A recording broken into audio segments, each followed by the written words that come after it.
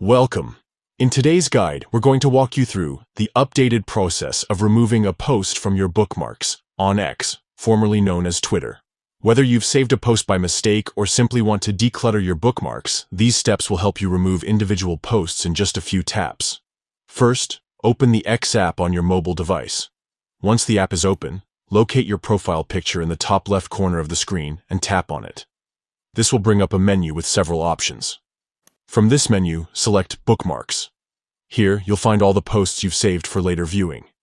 Next, scroll through your list of bookmarks to find the specific post you want to remove. Once you've located it, look for the bookmark icon underneath the post. It's positioned right next to the Share button. Tap on this bookmark icon. By doing so, you'll instantly remove the post from your bookmarks.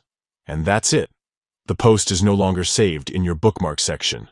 You can repeat this process for any other posts you'd like to remove. Thanks for tuning in. If this guide helped you out, feel free to share it with others who might need assistance managing their bookmarks on X.